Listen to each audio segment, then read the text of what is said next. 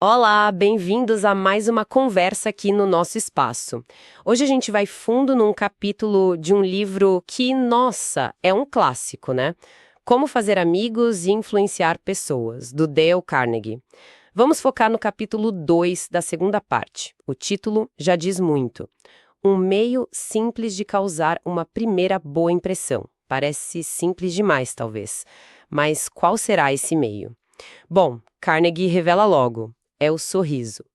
À primeira vista, parece óbvio, né? Tipo, claro, sorrir é bom, mas o jeito que ele explora isso, com tantas histórias, me fez pensar muito. Será que tem mais coisa aí? Vamos investigar isso. Exato. É curioso como algo tão do dia a dia, que a gente faz sem pensar, ou não faz, pode ter tanto peso. Carnegie defende que o sorriso, ele vai muito além de ser só educado, sabe? É uma ferramenta de comunicação não verbal poderosa.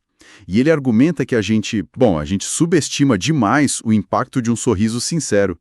Vamos ver por quê. E para começar, ele já joga um contraste bem forte, né? Aquela história da senhora rica num jantar em Nova York, gastou uma fortuna em peles, joias, um luxo só, para impressionar mesmo. Mas aí Carnegie observa o rosto dela, irradiava, tipo, aspereza, egoísmo. Fiquei pensando nisso, como a nossa expressão pode falar mais alto que qualquer roupa cara, né? Precisamente. É fascinante essa distinção que ele faz entre o externo, superficial, roupa, joia, e a comunicação que vem de dentro, pela expressão facial. A cara fechada dela, a falta de calor, acabava, comunicando mais que todo aquele brilho. Anulava o esforço. Já um sorriso, ele sinaliza outra coisa, né? Abertura, bem-estar. É direto, talvez até mais honesto sobre como a gente está se sentindo ali. E essa comunicação tem valor, valor mesmo, em dinheiro. Lembrei do Charles Schwab, que Carnegie cita, um figurão da indústria na época. Ele dizia, olha só, que o sorriso dele valia US$ 1 milhão. 1 milhão. Parece um exagero, né? Pois é, mas pensando bem, para um cara que vivia de negociar, de criar conexões, talvez não fosse tão exagero assim. Carnegie interpreta isso como a capacidade do sorriso de dizer tipo, olha, eu gosto de você, você me faz feliz, estou contente de te ver. É muita informação numa expressão só. Exato. E isso conecta com um ponto forte do Carnegie. Ações falam mais alto que palavras. O sorriso é essa ação. Um sinal quase universal, né? De que está tudo bem, de aprovação. Ele tem esse poder de desarmar, de atrair. Muitas vezes mais eficaz que um argumento super lógico, sabe? Facilita a conexão. E a nossa reação a um sorriso parece que é algo quase instintivo, né? Os exemplos com os cachorros e os bebês são ótimos para ilustrar isso. Quem tem cachorro sabe. Chega em casa e aquela festa, pulam, abanando o rabo, é o sorriso deles, né? Pura alegria. E bebês? A história do consultório do veterinário, essa é demais. Sim, essa cena é muito boa. Imagina, sala de espera lotada, maior tensão, todo mundo impaciente com seus bichinhos. Aí entra uma moça, com um bebê de colo e um gatinho. O bebê, do nada, olha para um senhor bem carrancudo e sorri. E aí o que acontece? O óbvio, né? O senhor não aguenta. Sorri de volta. E pronto. Como mágica, o clima da sala muda inteirinho. Todo mundo começa a conversar, a tensão some. É quase um reflexo mesmo. Mas tem um porém importante que Carnegie frisa, né? Não adianta ser aquele sorriso amarelo, forçado. Exatamente. Ele fala que tem que ser um sorriso que vem de dentro, que aquece o coração. Esse sim teria o poder. Essa distinção é chave. Não é sobre usar uma máscara, né?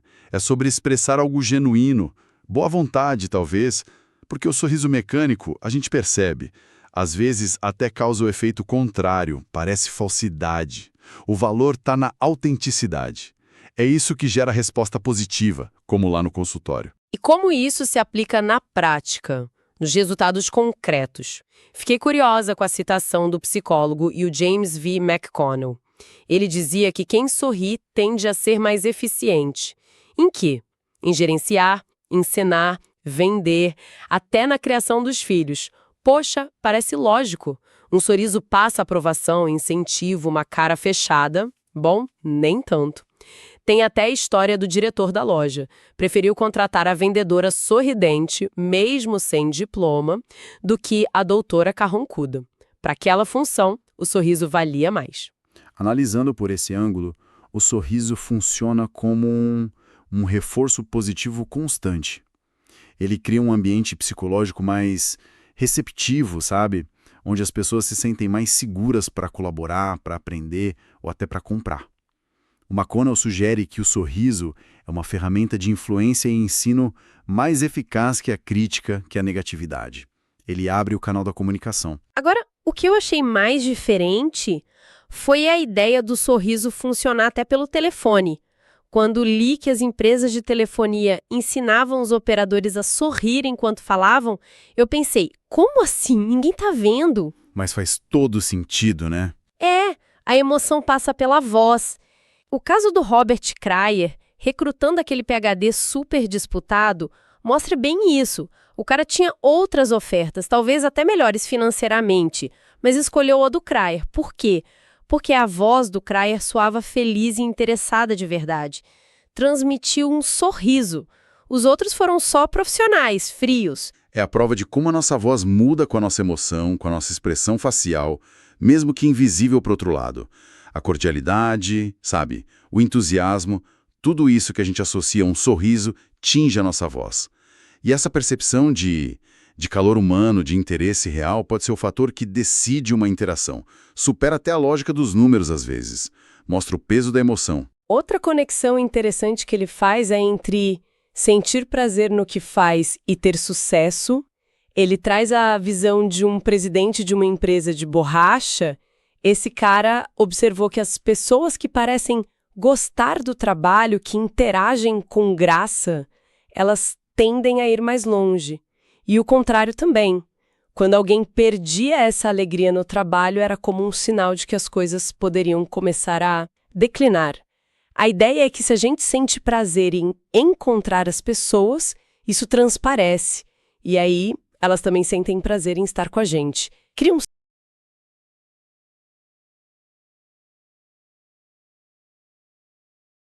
Esse prazer genuíno nas interações, ele é contagioso mesmo. Se aborda alguém com um sorriso, com boa vontade, a chance de receber algo parecido de volta é muito maior. Torna tudo mais leve, mais agradável para todo mundo. Não é só como os outros te veem, mas como você mesmo vive aquela experiência, né?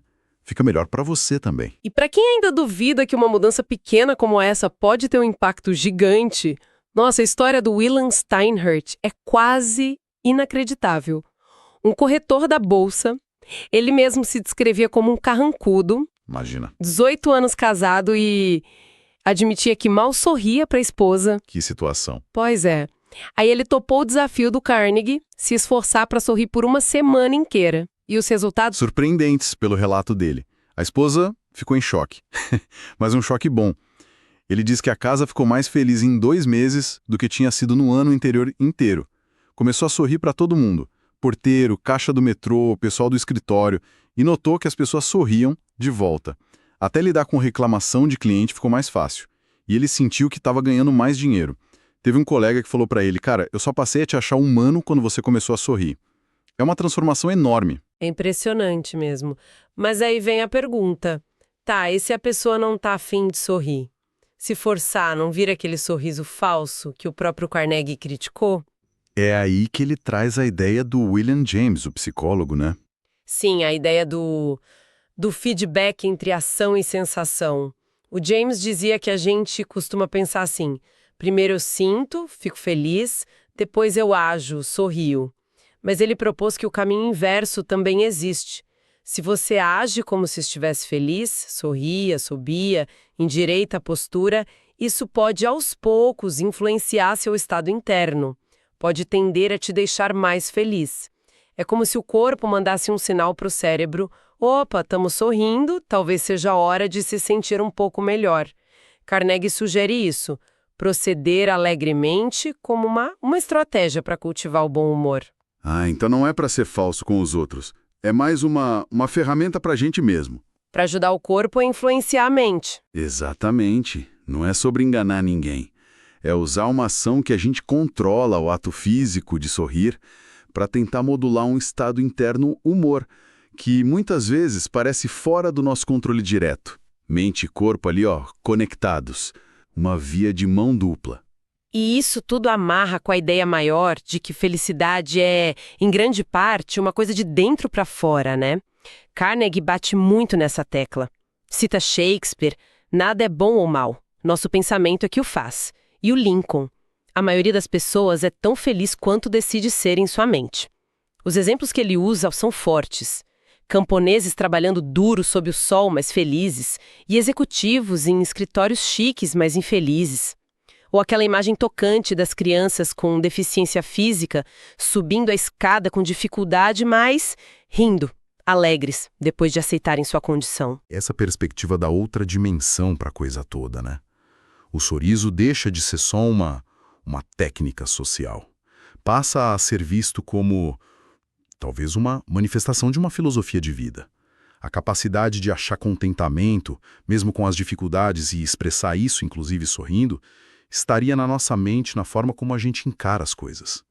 O sorriso pode ser um reflexo dessa força interna, dessa escolha. E às vezes essa mudança toda começa com um pequeno passo, uma iniciativa. Como na história da Maria Gonzalez. Ela se sentia isolada no trabalho, sabe, via os colegas batendo papo, rindo, e queria participar, mas ficava na dela. Um dia ela decidiu, quer saber? Vou tentar. Saiu da sala dela, olhou para todo mundo no corredor, sorriu e deu bom dia. E aí? O resultado foi imediato e positivo. As pessoas sorriram de volta, responderam. O ambiente pareceu mais leve, mais claro para ela. Ela começou a fazer amigos, a se sentir parte do grupo. A experiência dela no trabalho mudou da água para o vinho. É um exemplo claro de proatividade, usar o sorriso como um convite, sabe? Para quebrar o gelo. Mostra que a gente pode agir para mudar a situação, não precisa só esperar. E aí, já para o finalzinho do capítulo, Carnegie junta uns conselhos finais que são bem diretos. Cita o Albert Hubbard. Encolha o queixo, firme a cabeça, cumprimente os amigos com um sorriso, ponha a alma em cada aperto de mão, pense grande, mantenha a atitude mental correta, o pensamento é supremo. Uau! E aquele provérbio chinês, curto e grosso, um homem sem uma fisionomia sorridente não deve abrir uma loja. Mais claro impossível, né? São ótimas sínteses, amarram tudo.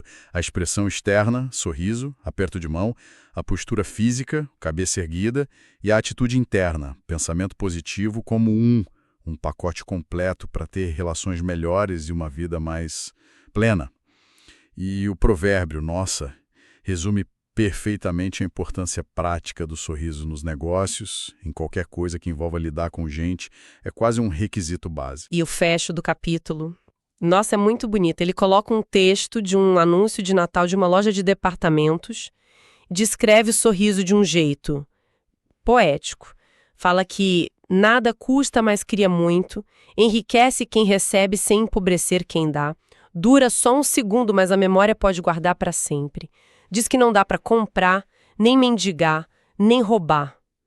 Que só tem valor quando é dado de coração e termina com aquela pergunta que pega a gente. Se alguém estiver exausto demais para te dar um sorriso, você poderia deixar um dos seus para essa pessoa? Pois ninguém precisa mais de um sorriso do que aqueles que não têm nenhum para dar. É de arrepiar. Emocionante, sem dúvida. Uma conclusão que eleva o sorriso a um ato de generosidade pura. Um presente que não custa nada, mas vale muito. Reforça essa ideia de que sorrir faz bem para quem dá e para quem recebe, e que tem um valor especial justamente para quem está mais para baixo, para quem talvez tenha esgotado os próprios sorrisos. Captura a essência humana por trás da técnica, né? Pensando em tudo isso que a gente conversou, fica nítido que, para Carnegie, o sorriso genuíno é bem mais que só boa educação. É a ponta do iceberg de uma atitude interna positiva e é uma ferramenta ativa para criar pontes, facilitar conversas e até para a gente se sentir melhor. Fica aqui uma provocação para quem está ouvindo a gente. Além daquela primeira impressão óbvia, de que outras formas mais sutis, será que o hábito de sorrir de verdade pode estar influenciando as pequenas interações do dia a dia? nas negociações, nas decisões, nas colaborações, talvez de jeitos que a gente nem nota. É algo para a gente observar na própria vida, né? Excelente ponto para a gente ficar matutando. E com essa reflexão, a gente encerra a nossa análise deste capítulo super interessante de como fazer amigos e influenciar pessoas. Quem diria, né? Um gesto tão simples, o sorriso, rendendo tanta conversa boa, tantos exemplos marcantes. E olha, pessoal, a gente adora ter essas conversas aqui, trocar essas ideias, é ótimo para pegar os pontos principais, mas de verdade, nada substitui ler o livro completo. A experiência de mergulhar na obra do Carnegie é outra coisa, é mais profunda, mais pessoal. Para quem ficou com vontade de ler ou reler e quer ter o livro para consultar sempre, a gente deixou um link aí na descrição, tá bom? Fica a dica. Queremos agradecer demais a companhia de vocês hoje, foi muito bom ter essa troca. E se vocês curtiram a nossa conversa, pensem em se inscrever aqui no canal se ainda não forem inscritos, deixem aquele like para dar uma força pra gente e ativem o sininho. Assim, vocês não perdem os nossos próximos papos. O próximo capítulo já tá na agulha e vai ser o tema do nosso próximo encontro. A gente espera vocês. Até lá!